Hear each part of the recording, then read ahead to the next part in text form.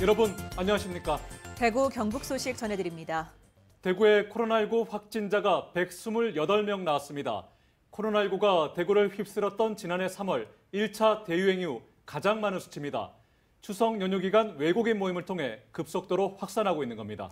오늘도 오후 4시 기준으로 116명이 나왔습니다. 연휴 동안 이동과 만남이 크게 늘었기 때문에 당분간 확산세가 지속될 거란 우려가 큽니다. 첫 소식 조재한 기자가 보도합니다. 외국인이 주로 이용하는 달성군 유흥주점과 서구 노래방 관련 확진자가 55명 더 나왔습니다. 첫 확진자가 나오고 나흘 만에 누적 77명으로 빠르게 늘어나고 있습니다. 대부분 베트남 국적으로 연휴 동안 다른 지역에 거주하는 외국인과도 여러 차례 접촉이 있었습니다. 밀접, 밀집, 밀폐, 산밀 환경으로 인해 대규모 전파가 이루어진 것으로 보여집니다. 뿐만 아니라 첫 확진자는 명절 전후 기간 결혼식, 생일 파티 등 친인척 지인 모임을 통한 밀접 접촉이 많았던 것으로 확인되었습니다. 확진자가 집중돼 있는 달성군 거주 베트남 국적자 1000여 명은 모두 진단검사를 받도록 했습니다. 방역당국은 외국인이 주로 이용하는 유흥시설과 식당, 카페 등 130여 곳에 대해 특별 점검에 나섰습니다. 문제는 낮은 백신 접종률입니다. 현재 대구의 1차 접종률은 약 70%에 도달했지만 등록 외국인은 접종자가 2만 6천여 명 가운데 절반에 불과합니다. 특히 미등록 외국인은 6,300여 명 접종했지만 전체 규모조차 제대로 파악되지 않고 있습니다.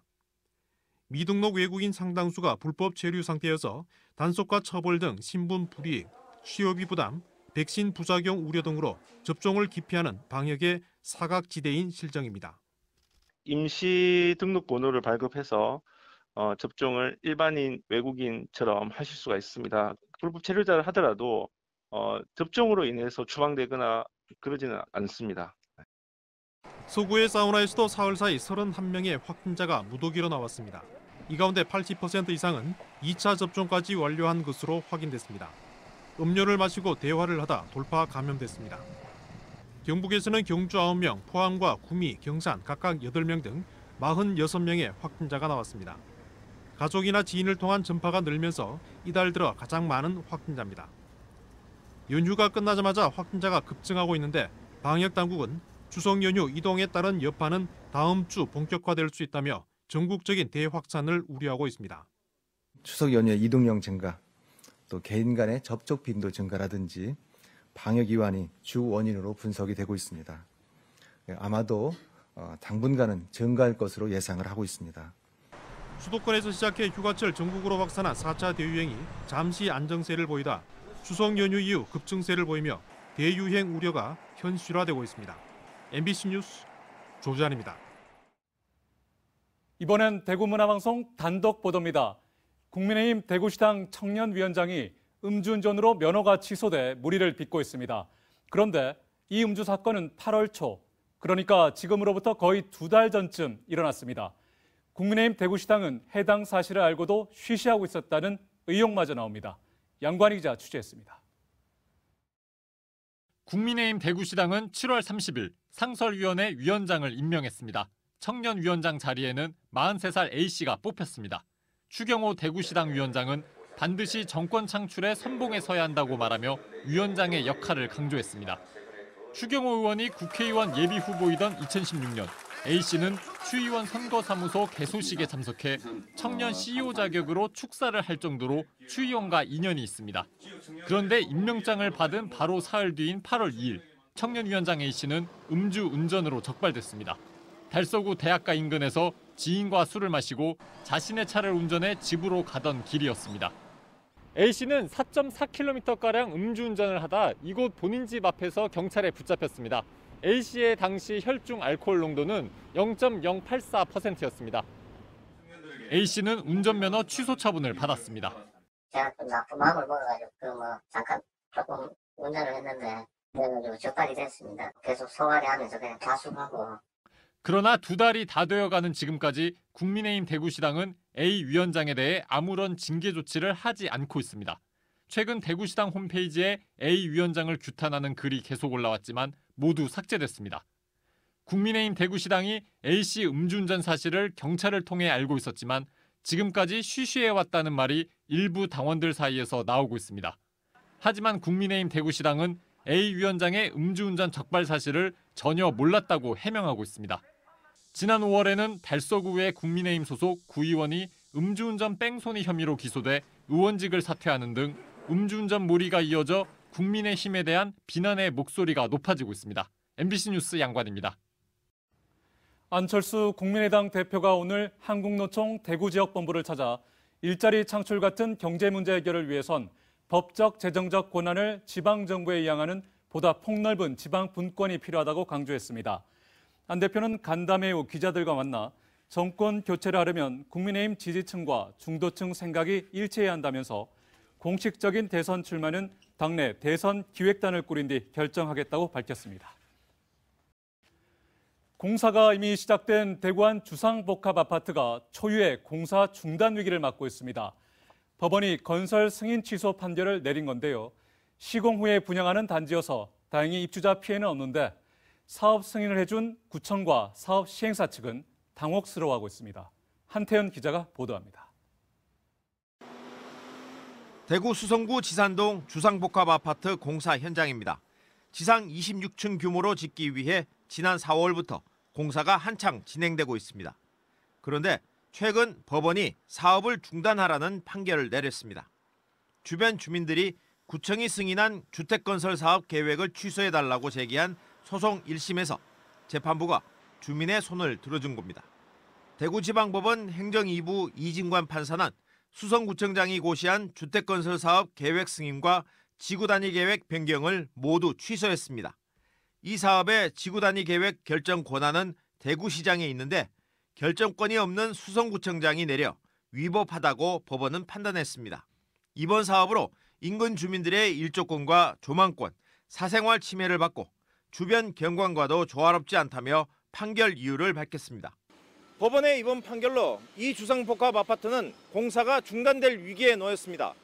공사 도중에 사업 승인 취소 판결을 받은 사례는 대구 아파트 건설 역사상 처음입니다. 아파트를 다 지은 뒤 분양을 하는 사업이어서 입주 피해자는 없습니다. 이 주상복합 아파트 터는 근린 상업지역 60%와 일종 일반 주거지역 40%로 구성돼 있습니다. 상업지역에 고층 아파트가 들어서고 일종 주거지역은 대구시 지구단위 계획에 따라 건축 제한을 완화해 7층 이하 부속 건축물이 지어질 예정이었습니다. 수성구청은 2019년 대구시로부터 권한을 위임받아 구청이 결정권이 있기 때문에 문제가 없다는 입장입니다.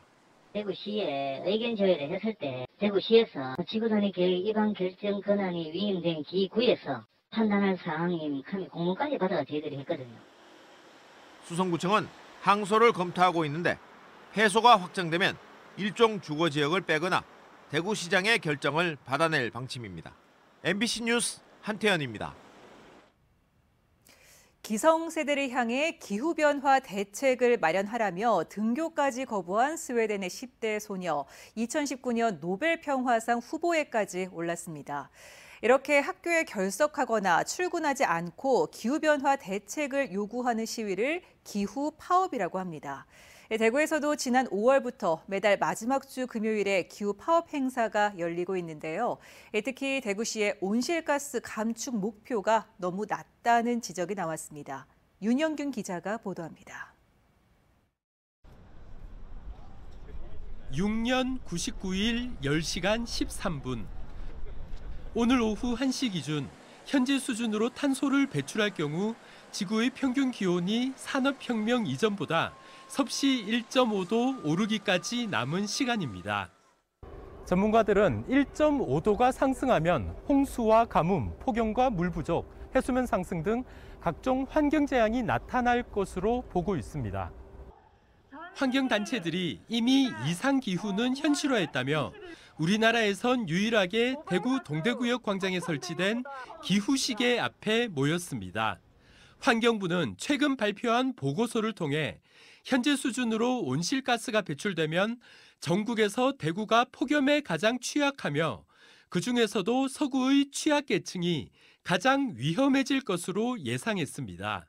다른 나라에서 지금 발생하고 있는 기한 날씨 변화로 인해서 삶의 터전을 잃어버리는 사람들이 거의 대부분 취약계층들입니다. 근데 이들은 한번 그렇게 삶의 터전을 버리거나 피해를 받게 되면 회복하기가 굉장히 어려운 거죠. 대구시는 2030년에 탄소 배출 예상량의 30%를 줄이고 2050년에는 탄소 중립, 즉 온실가스 배출량을 0으로 한다는 계획입니다. 하지만 이 정도로는 부족합니다.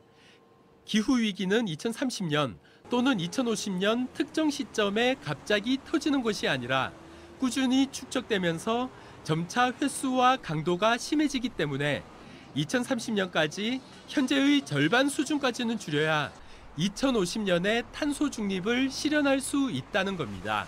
행정부시장, 경제부시장이 있는 것처럼 대구시 안에 기후위기 대응 부시장을 둬서 그분의 책임하에 총괄적으로 계획이 수립이 되고 기후위기 대응 계획이 나왔으면 좋겠다는 것이 저희의 바람이기도 합니다. 또한 재생에너지 사업을 확대하고 대중교통과 자전거를 효율적으로 연계하는 등 삶의 방식을 변화시켜야 한다는 목소리도 높아지고 있습니다. MBC 뉴스 윤용균입니다. 최근 맑고 쾌청한 가을 날씨가 이어지면서 바깥 활동하기에 좋았는데요. 아쉽게도 주말은 흐릴 것으로 보입니다.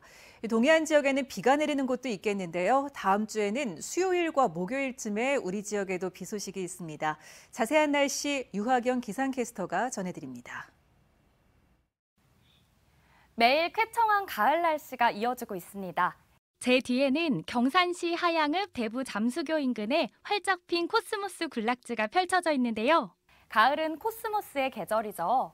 하얀색과 분홍색 그리고 자주색의 꽃잎이 청명한 가을 하늘과 어우러지면서 가을의 정취를 더해주고 있습니다. 가을 장마가 끝나고 한창 곡식이 무르익는 시기를 흔히 한가을이라고 부르는데요. 이때 대륙에 고기압이 형성되며 그 영향을 받아 전국적으로 맑고 온화한 날씨가 펼쳐집니다. 딱 요즘 날씨가 그렇죠. 가을에는 쾌청하고 맑은 날들이 이어지지만 간혹 변덕스러운 날씨가 이어지기도 하는데요. 왜 가을의 날씨는 변덕스러울까요? 우선 우리나라는 겨울에 시베리아 기단의 영향을 받고요. 여름에는 북태평양 기단의 영향을 받습니다. 이때 봄과 가을에는 두 기단이 바뀌며 세력이 약해지는데요. 대륙에서 고기압과 저기압이 반복스럽게 이어지면서 변덕스러운 날씨가 자주 나타나는 겁니다. 이번에는 주말 날씨 자세히 살펴볼까요? 내일 아침 대구의 기온 17도, 구미 16도, 안동 15도로 오늘과 비슷하게 출발하겠습니다. 한낮에는 대구 25도, 구미 24도, 안동 23도로 오늘과 비슷하겠습니다.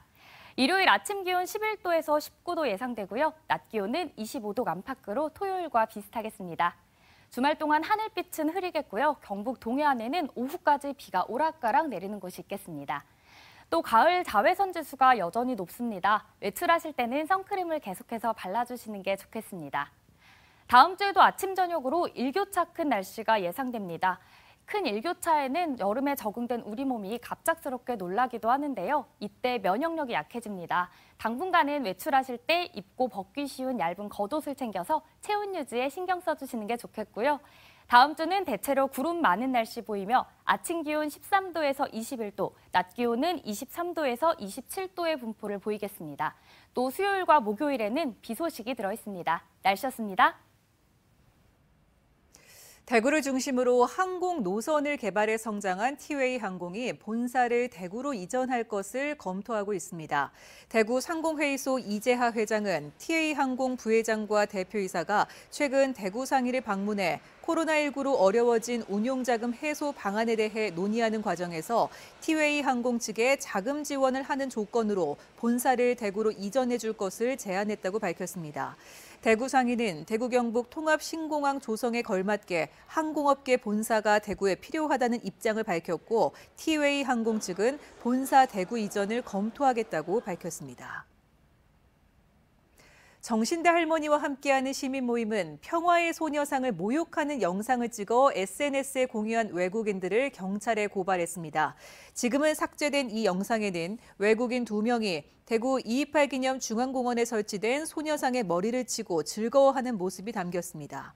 시민 모임 측은 위안부 피해자를 상징하는 조형물을 조롱했고 많은 사람이 동영상을 봤다며 이런 행동이 잘못됐다는 점을 알리고 비슷한 일이 재발하지 않도록 하는 차원에서 고발했다고 설명했습니다.